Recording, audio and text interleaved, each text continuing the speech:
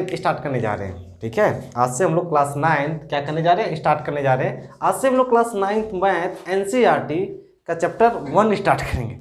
Chapter क्या 1 start करेंगे। Chapter 1 जो हमारा है, पार्ट 1 जो हमारा है वो पार्ट 1 है संख्या पद्धति।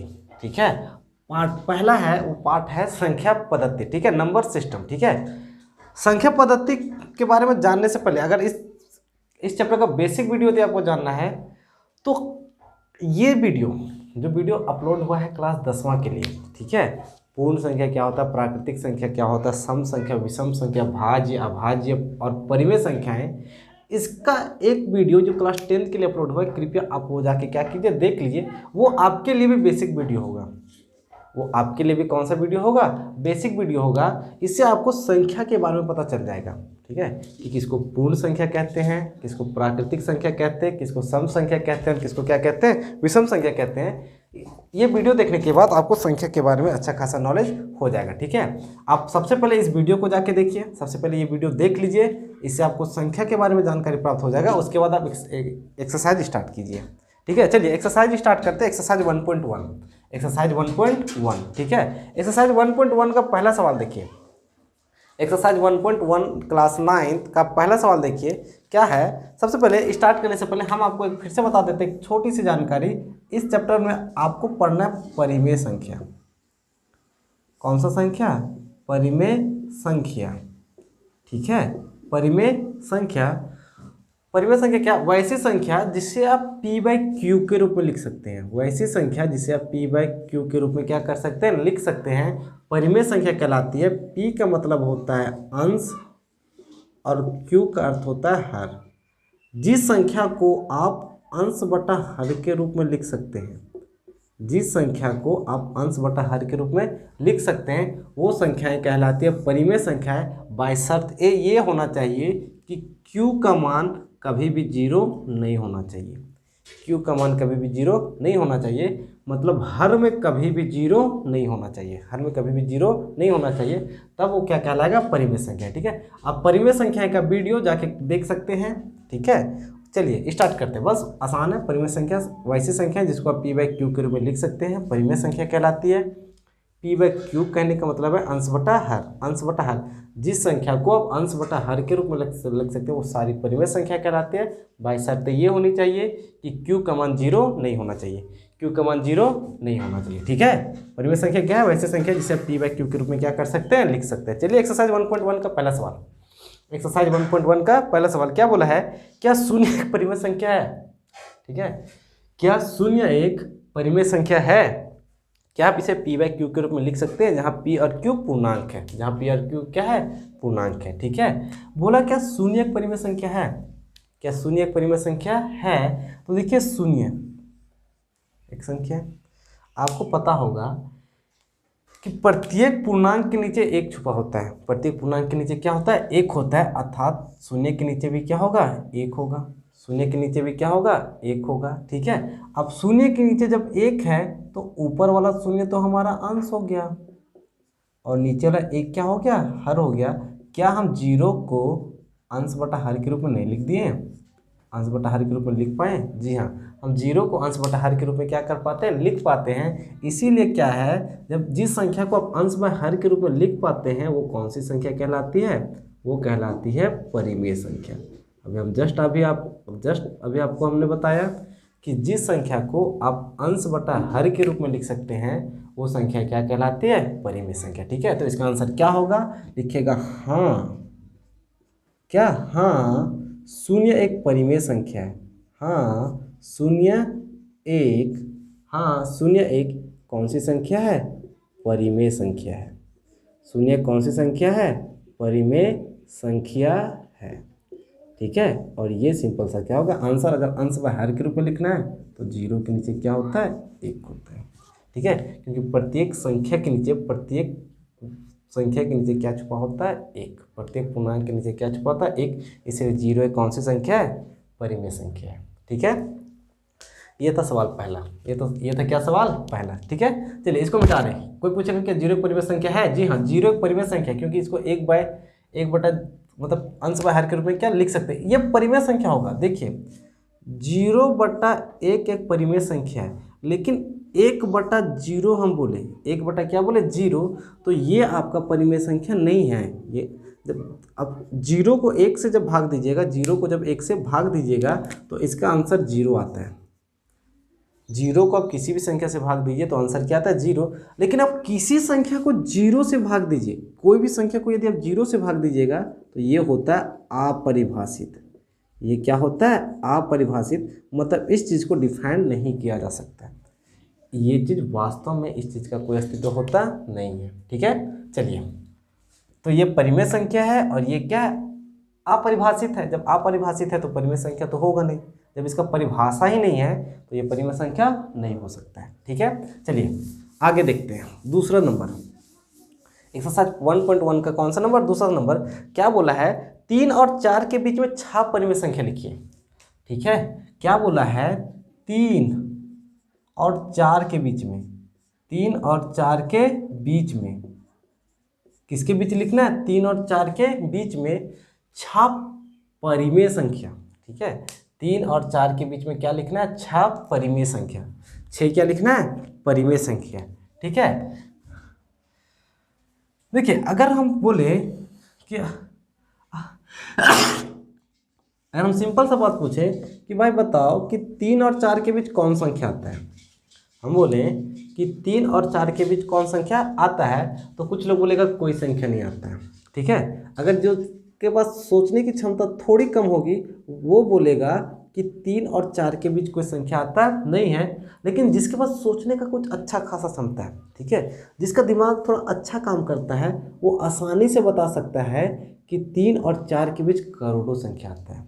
ठीक है, जिसको सोचने का अच्छा खासा क्षमता है वो बता सकता है 3 और 4 के बीच क्या आता है करोड़ों संख्या आता है। कैसे, अरे 3 और 4 के बीच में ही तो आता है 3.1 है, 3.2, 3.3, 3.4, कितना ही है नहीं 3.11 भी आता है, 3.12 भी होगा, 3.13 भी होगा, है 3.999 भी होगा, जितना भी होगा ये सभी 3 और 4 के बीच आते हैं, सभी 3 और 4 के बीच आते हैं। ठीक है, तो 3 और 4 के बीच ये तो सारी संख्याएं हैं, ये सारी क्या संख्याएं है। अब कुछ भी लिख सकते हैं, हम इसको परिमेय के रूप में लिखना कोई बहुत बड़ी बात नहीं है।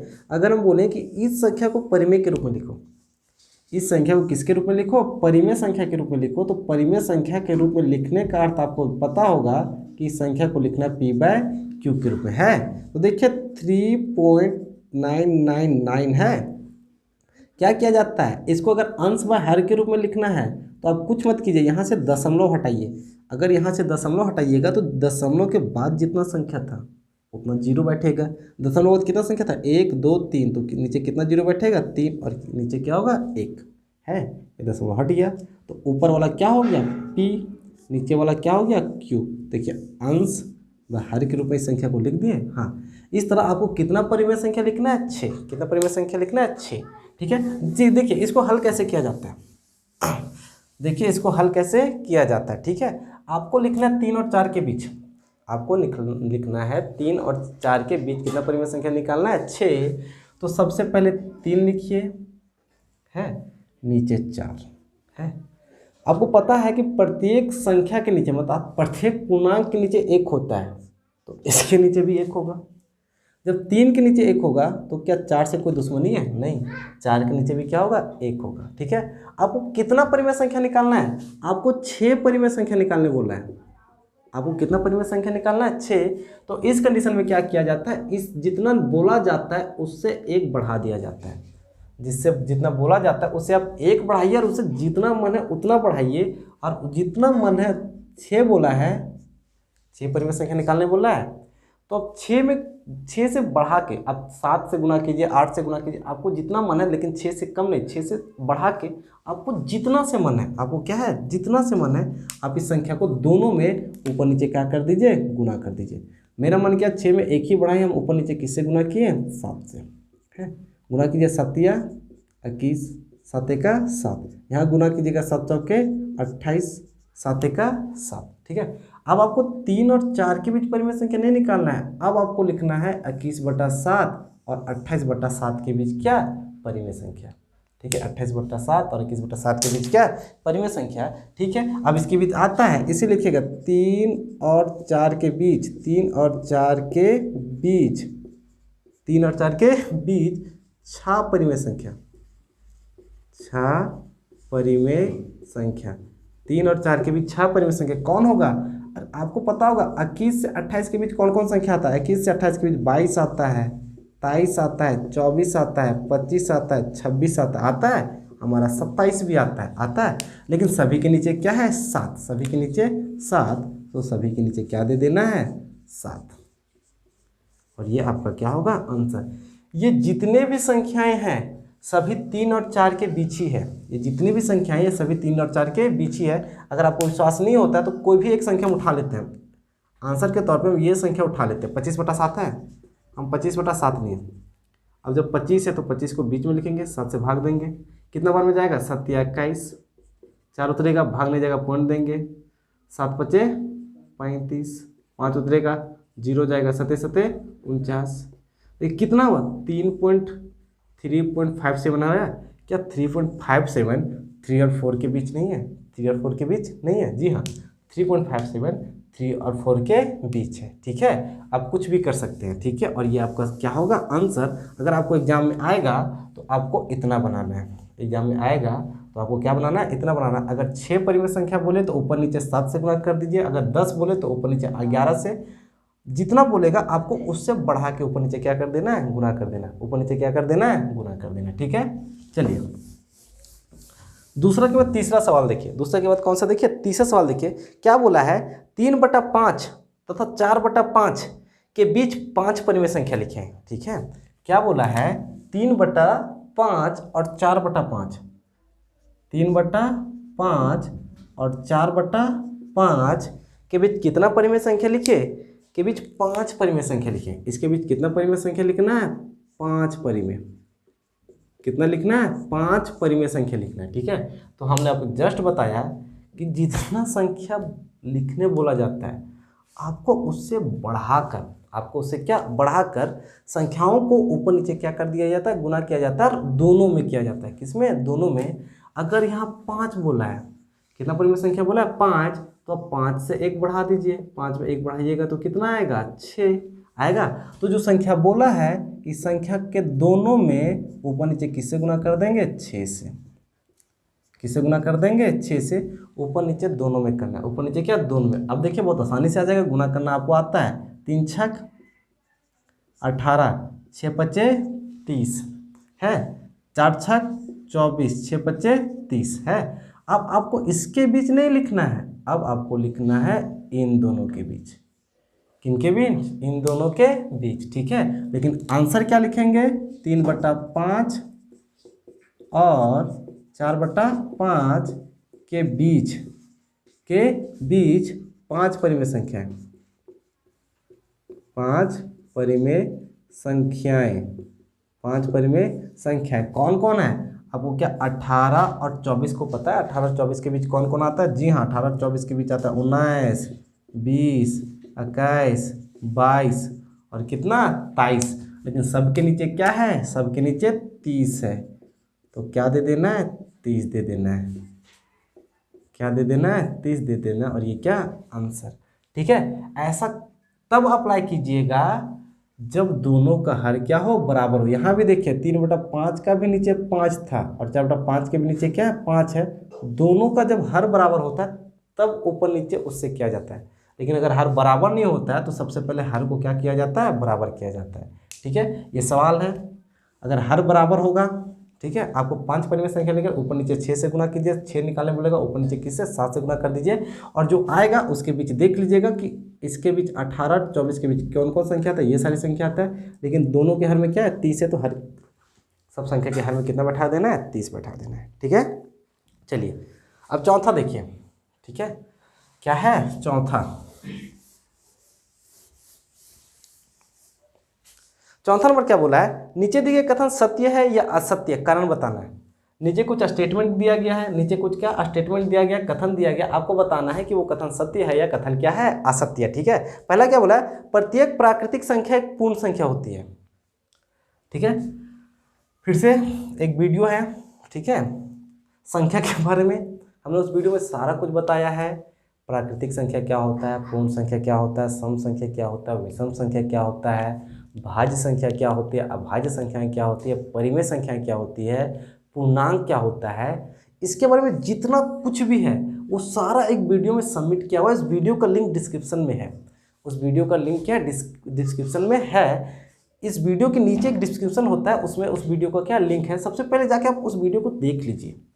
सबसे पहले जाके उस वीडियो को क्या कीजिए, देख लीजिए। क्वालिटी थोड़ा कम होगा, वीडियो को क्वालिटी थोड़ा क्या होगा, कम होगा, फिर भी आप किसी तरह मैनेज करके उस वीडियो को क्या कीजिए, देख लीजिए। और उस वीडियो को देखने के बाद ही आप क्लास 9 क्या कीजिए, स्टार्ट कीजिए। इससे आपको काफ़ी मदद मिलेगा, इससे आपको काफ़ी क्या मिलेगा, मदद मिलेगा। ठीक है, नहीं देखे तब तक हम आपको एक बात बता देना चाहते हैं। क्या बताना चाहते हैं, संख्याएं दो तरह की होती है। एक होता है प्राकृतिक संख्या, एक होती है प्राकृतिक संख्याएं, ठीक है, और एक होती है पूर्ण संख्याएं। एक क्या होती है, पूर्ण संख्याएं, ठीक है। प्राकृतिक संख्याएं और क्या, पूर्ण संख्याएं, ठीक है। प्राकृतिक संख्याएं क्या होती है, संख्याओं का वैसा समूह, संख्याओं का वैसा समूह जिसका प्रारंभ एक से होता है।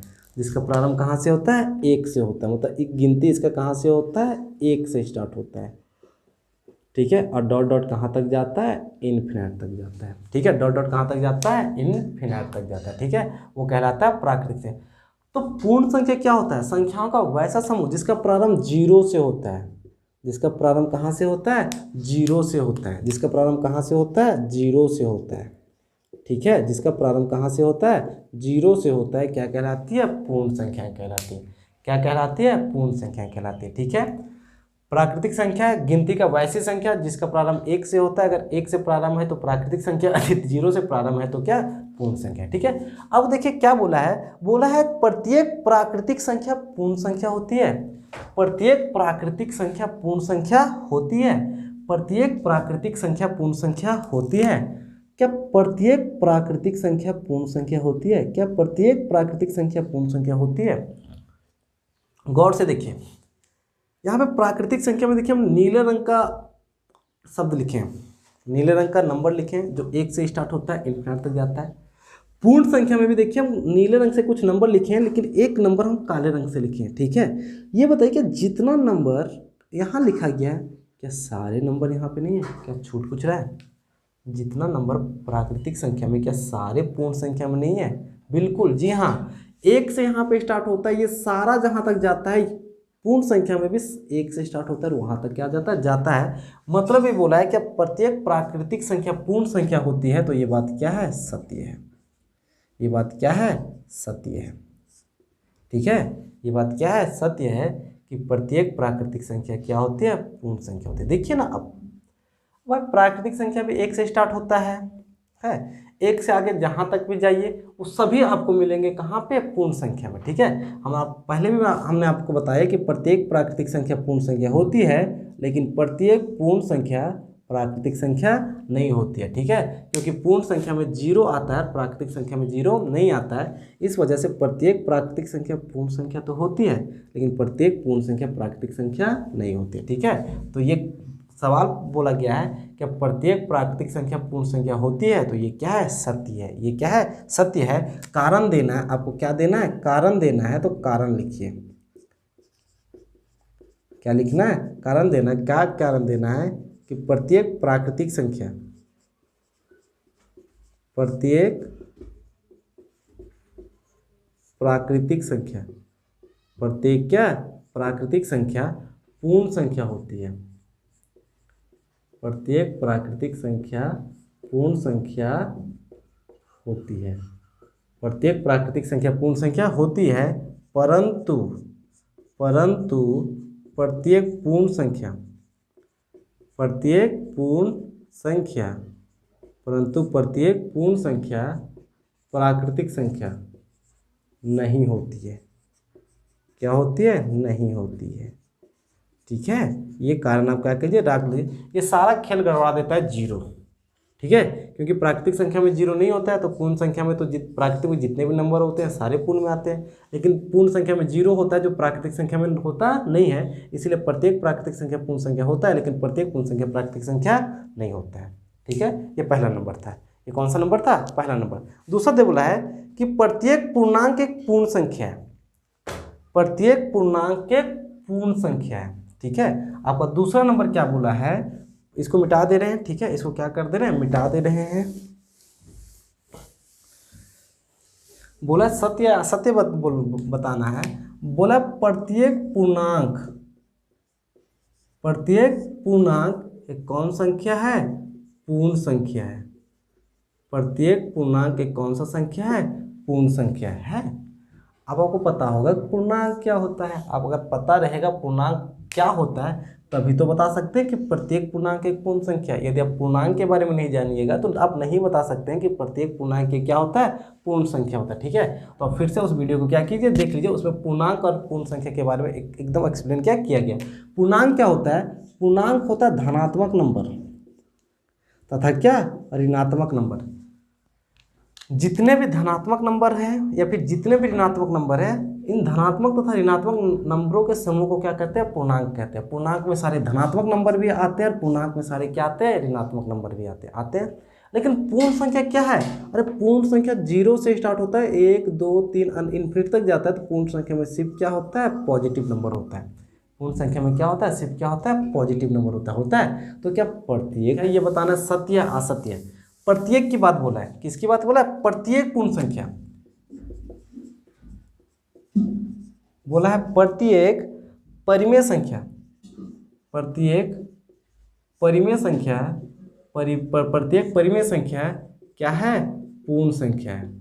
प्रत्येक परिमेय संख्या क्या है? पूर्ण संख्या। ये बात सत्य है या असत्य बोला है। ठीक है, प्रत्येक परिमेय संख्या पूर्ण संख्या, ये बात सत्य है या असत्य ये बोला है। परिमेय संख्या क्या होता है? p/q। परिमेय संख्या क्या होता है? p/q। हम -5/7 लिख दिए। मन क्या? मेरा मन क्या कि हम परिमेय संख्या को माइनस में लिखें, तो -5/7 लिख दिए। क्या -5/7 एक पूर्ण संख्या है? अरे पूर्ण संख्या क्या होता है? 0 1 2 3 4, ये कभी माइनस में तो होता ही नहीं है। पूर्ण संख्या कभी माइनस में तो होता ही नहीं है, लेकिन परिमेय संख्या माइनस में भी हो सकती है। परिमेय संख्या माइनस में भी हो सकती है। तो प्रत्येक परिमेय क्या पूर्ण संख्या होती है? नहीं। तो ये बात क्या होगा? असत्य। ये बात क्या होगा? असत्य। कारण देना, क्या देना है? कारण। क्यों असत्य क्यों हुआ? क्योंकि परिमेय संख्या हमारा माइनस में भी हो सकता है। परिमेय संख्या हमारा माइनस में हो सकता है, लेकिन पूर्ण संख्या कभी माइनस में होता नहीं है। पूर्ण संख्या हमेशा क्या होती है? धनात्मक होती है। और जब सिर्फ धनात्मक रहेगा तो ऋणात्मक आने का बात है ही नहीं। इसी की वजह से प्रत्येक परिमेय संख्या कभी पूर्ण संख्या हो ही नहीं सकता। हाँ, प्रत्येक नहीं हो सकता, पर कुछ परिमेय संख्या पूर्ण संख्या हो सकती है। जैसे कि हम बात करें 5, एक हम परिमेय संख्या लिए 5, ये हमारा पूर्ण संख्या हो सकता है क्योंकि 5 के नीचे 1 है, और पूर्ण संख्या में तो 5 आता है। पूर्ण संख्या में 5 आता है। कारण क्या देना है? ये बात असत्य है। कारण क्या देना है? कारण ये देना है कि प्रत्येक परिमेय संख्या, प्रत्येक परिमेय संख्या, प्रत्येक क्या? परिमेय संख्या, प्रत्येक परिमेय संख्या पूर्ण संख्या नहीं होती है।